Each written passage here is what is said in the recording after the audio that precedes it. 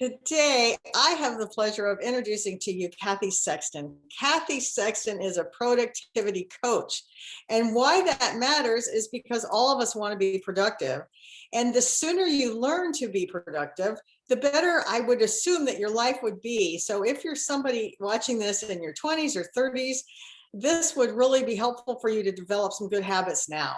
Not only is she a certified productivity trainer, but she's also a certified lifestyle design coach, which I can't wait to hear exactly what that means.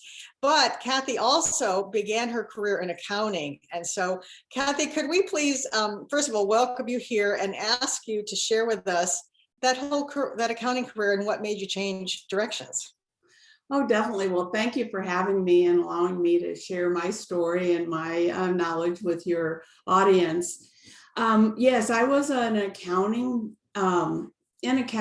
for 30 plus years, from a lot of different perspectives, anywhere from just a bookkeeper to a comptroller. So through those years, and interesting enough, I think the people that tend to go into accounting are basically pretty structured people. You have to be kind of structured. You have to want to worry about the details because it's so important to have details. Interesting. I talk about people and making sure you're in the right seat on the right bus, right? Because you can't just swap someone who's in accounting, say from someone in accounting and customer service. You can't swap those two people. They're just totally different. They think differently, they work differently, they process things differently. So it really comes down to what I call your natural productivity style, and really understanding, do you make decisions really fast, or are you slow at making decisions? Are you very detailed, or just, always chasing that next shiny thing? So really when you understand who you are, that's the best way to be in the best position that you can be, that's going to be long-term. Because what happens is we can all learn to do anything, but can we sustain doing that process, that job? We can have the talents, but that's what causes burnout, is when we're in a job that we shouldn't be in. Interesting. So while someone's in college and they're taking accounting courses, and they're loving that, is that an indication that they might enjoy being an accountant? Yes, definitely. I enjoyed numbers. It just kind of was something that I enjoyed. And I think you definitely have to enjoy it.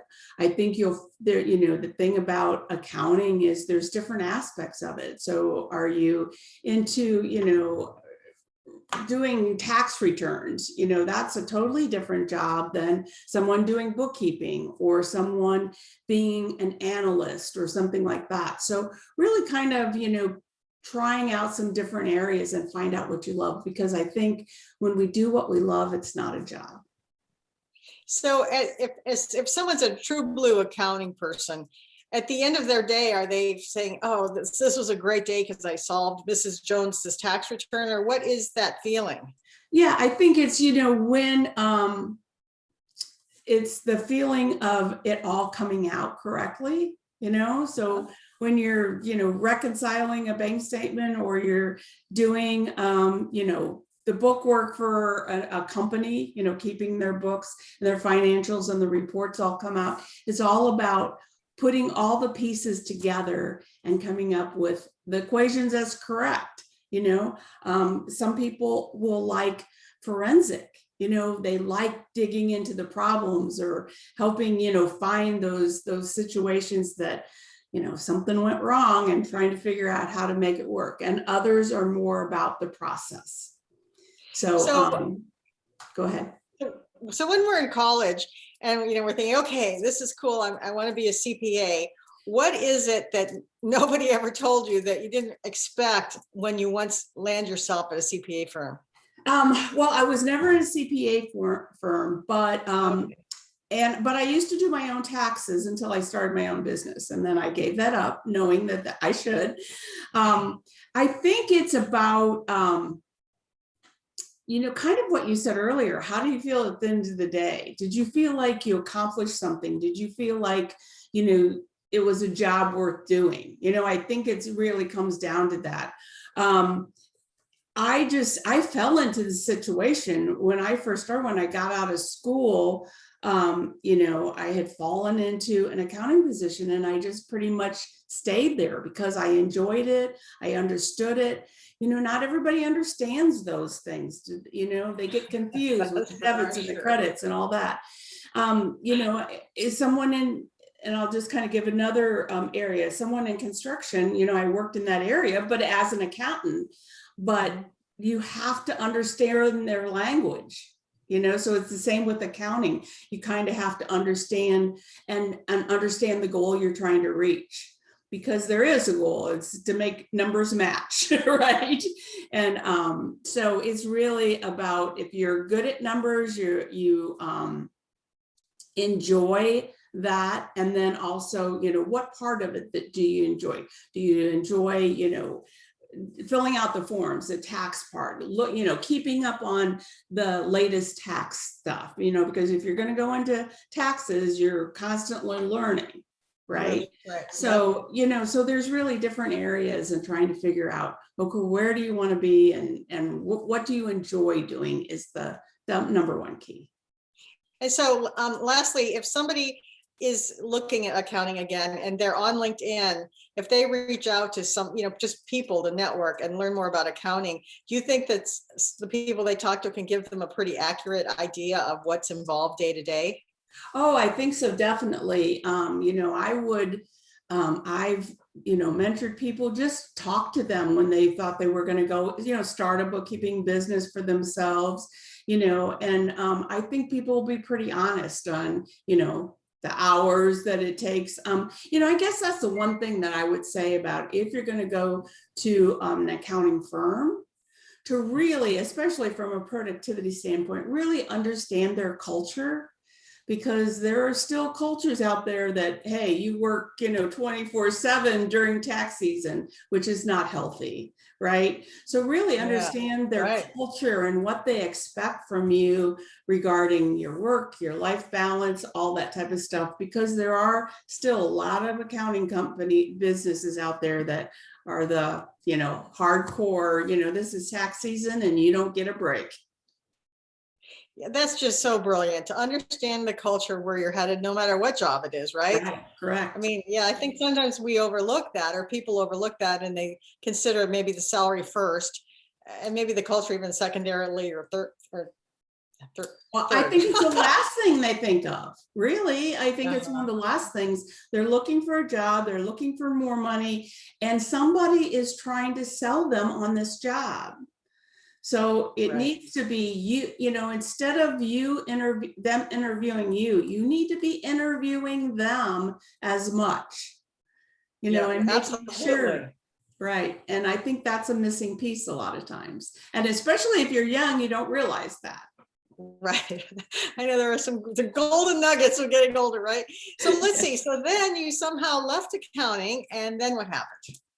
So how I left accounting is, I was working for a corporation at the time, loved what I was doing, loved the people I was working for, but all of a sudden the company just exploded, and I went from one person working for me to 12 in a matter of a year and a half. So you can imagine that was quite stressful. Found myself going to work earlier and earlier, staying later and later to get, keep caught up. I was just on that hamster wheel, and I really realized that I had myself in a bad situation. But the big part is I started having health issues. And then I was diagnosed with a life-threatening disease that's brought on and induced by stress. Wow. So wound up going, long story, but short, wound up, collapsing in a coworker's office, rushed to the hospital, been on a heart monitor for 30 days to try and figure out, because they did all the heart tests and everything was okay. And then come to find out, so after I had an episode at work while I had this heart monitor on, I called the doctor. She said, okay, come in, let's read what's going on. And she reads through everything, and then she looks at me and she goes, so what's going on in your life? So she immediately knew that there was nothing wrong with my heart. It was stress. And I was in a lovely, wonderful marriage, so it wasn't that. And she said, "So what's going on at work?" And Right. I had to look at it. It was a really, really stressful situation. And I had to quit at that point. I got home and my husband said, I said, "Well, I'll, quit on Monday." And he goes, "No, you won't. You'll call them right now and you'll quit right now. It's your health." Right. Yes, of course. So, Yes. that was the first episode. The second episode is I was, it's wonderful company again. And I basically was then, diagnosed with this life-threatening disease. And then that's where I realized I just have to get out of the situation of the corporate world, because they want you to do one thing and then they don't let you do it. They step in your way every way for you to accomplish it. That anyway, that was for me. So a bookkeeping job, landed in my lap, and I started a small business bookkeeping service, right? So that's what happened with that I started my first company and slowly worked out of my job. So that was going great. And then had a situation where I realized when I started working with small business owners that they needed so much more help than just accounting. They had no systems and processes in place. They were wearing way too many hats. They didn't know which way was what. And I enjoyed helping them work through that. And so then another situation happened, and then I found myself, I had a choice. Do I want to do accounting, or do I want to do this coaching and training and speaking on productivity and that type of thing? And that's the road I chose. So then I started another business, basically doing that, the coaching and things like that. And now quite a few years later, I've combined the two back together. So I work with small business owners who, so that just brings my accounting back in to help them with their financials. But it's really about helping them have a great work-life balance, enjoy running their businesses, and by having systems and processes in place and making the profit that they really deserve. So when you talk about having systems and so on in place, is it different for each company, or is there some sort of formula for business?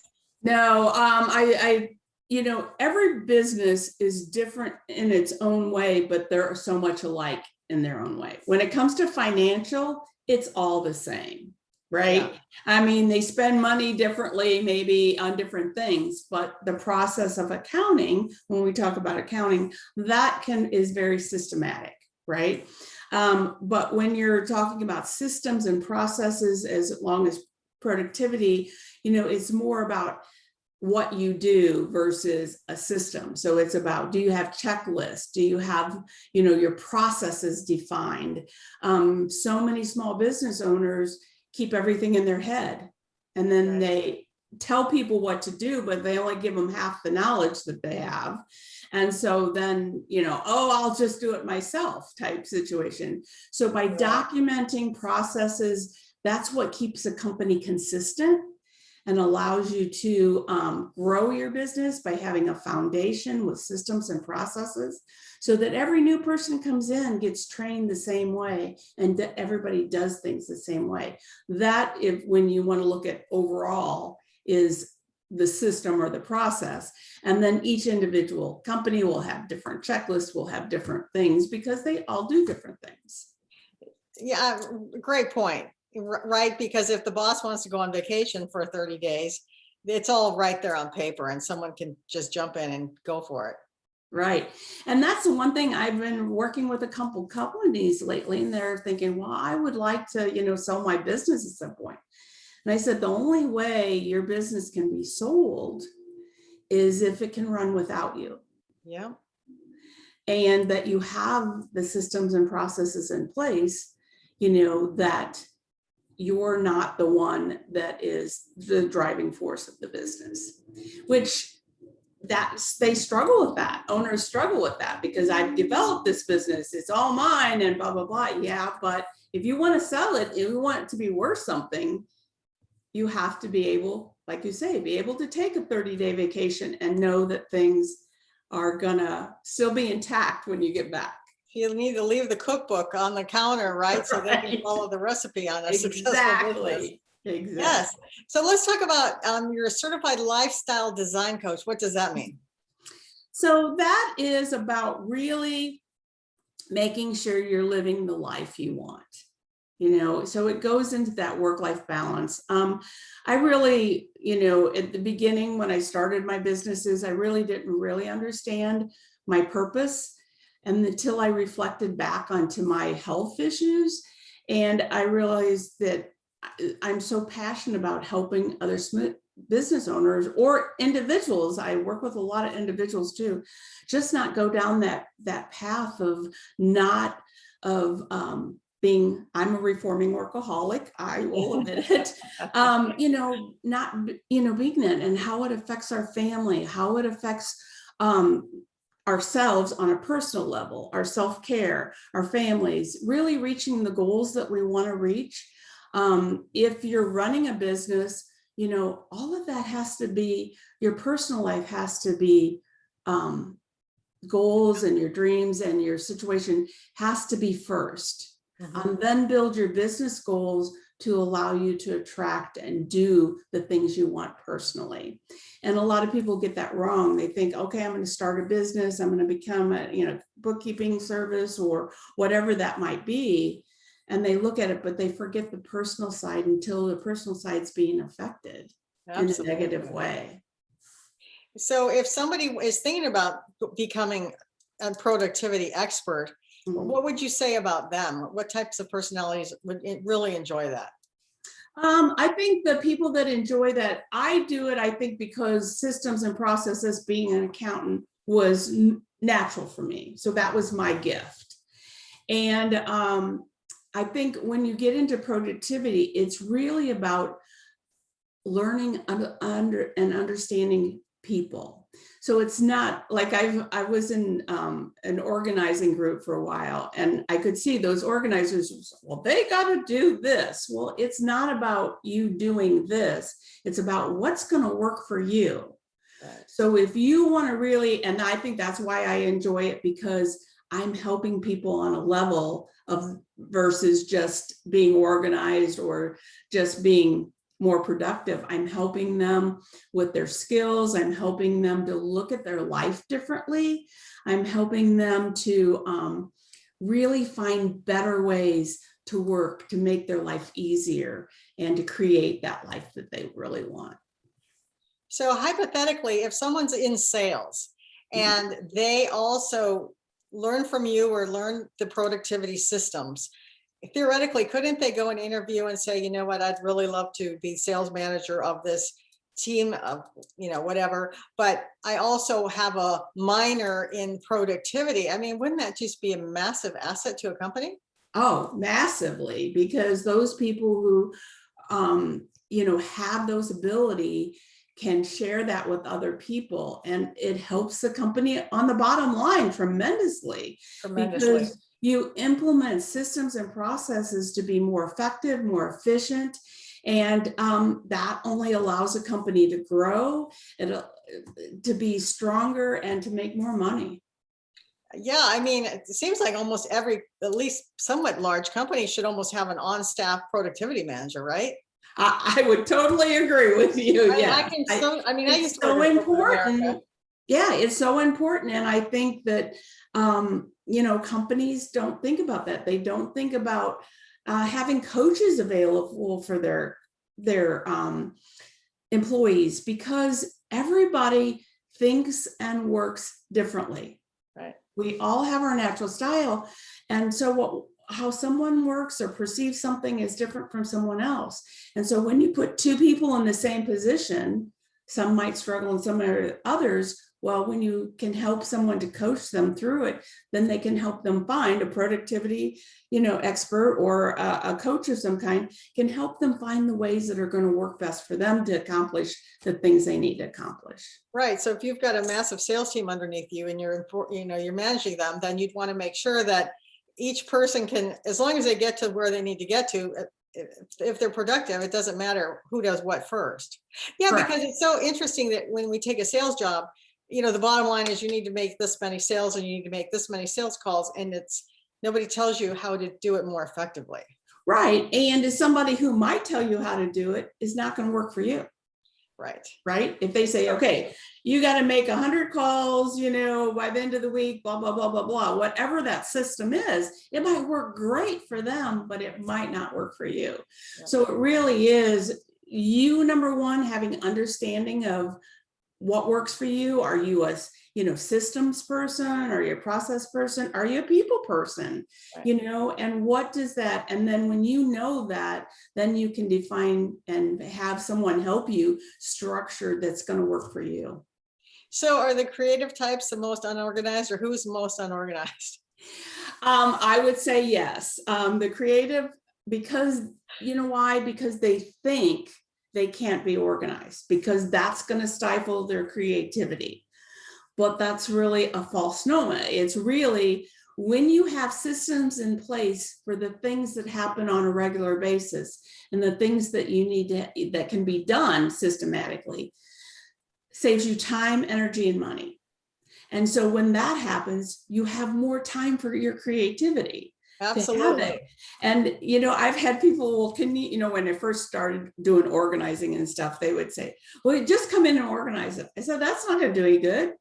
2 days later, it's going to look like it does now. You have to find what works for you to keep it that way. Right. It's so definitely a strong habit, like going to the gym. You either do it or you don't, and it's not going to keep itself up. Yeah. Yeah, definitely. Everything is about mindset and habits that we create. Thank you. Thank you for saying everything that. Is about mindset and habits and how we look at things. And, and one thing I think I can share probably here is my look at habits is first you have to recognize what's not working, right? And then you have to redirect that thought into what you think could work for you. Smoking or not smoking, right? That's kind of pretty, but it's not always that easy. Right. And then redefine the process that you decide to get, to train yourself, because it is a training. It's a muscle that you have to reinvent. You have to re-dry, you have to make the path in the grass, right? Because you have to separate that. And so it gets refined, and then it comes a ritual, which then comes a routine. And then you get the reward of having a new habit. And if you start when you're young, you're going to do so much better than if you figure this out when you're 50. Yes, definitely, definitely. And so what have you written? I've written 4 books that I've just written a chapter in, productivity books and a couple lifestyle books. And then I have 2 books. One is 52 powerful. Oh, will you bring it closer? Bring it closer for us, please. So these are the 2. One is 52 powerful success strategies, and it really is kind of more of a daily, weekly working kind of workbook. And then the productivity habit. Cool. It's a 10-week journal to become more productive, and I'm currently working on a book on focus. And where can people purchase that, such as myself? Yeah, these can be both purchased on Amazon, also on my website. Okay, great, excellent. Yeah, that's just, especially with what I do, the first place I start with when I'm coaching people is mindset. And people are like, why are we starting here? Why aren't we starting with our LinkedIn profile? And I'm like, well, let me explain it to you. So anyway. Well, we only know what we know. Yes. We only know, and that comes from our history, right? Right. And so, we have to look at that mindset and where that mindset is, and when it's about money, that there's a lot of garbage there. Yes. That we have to change. But it's, we have to look at where it is and where we want it to be. Yep. Absolutely. Well, if people want to reach out to you and get some help or talk to you, where should they do that? So my website is theproductivityexperts.com. Okay, they can email me at Cathy with a C, Cathy at theproductivityexperts.com. And then they can find me on the Productivity Experts on Facebook, Cathy Sexton, or the Productivity Experts on LinkedIn. And is that a group, or do you have your own group? I do have some groups on Facebook. I have the Stresspreneurs. That's what I call my little tribe of small business owners, or the Stresspreneurs. And then also I have a couple other Miracle Money Method, a couple other small groups. Wow, well, you're just amazing. You've done there and doing it all. Good for you. I'm happy for you. Thank you. Thank you. Well, thank you very much for joining me today. I love what you've had to say, and I think everybody will get a lot of value of what you said, and hopefully you've lit a fire under those who aren't quite as organized as they should be. Right. And it's just is going to make your life better. And thank you for sharing with so many people and giving me the opportunity to share my information. Oh, well, invaluable. Absolutely invaluable. Thank you, Cathy. You're welcome. Take good care.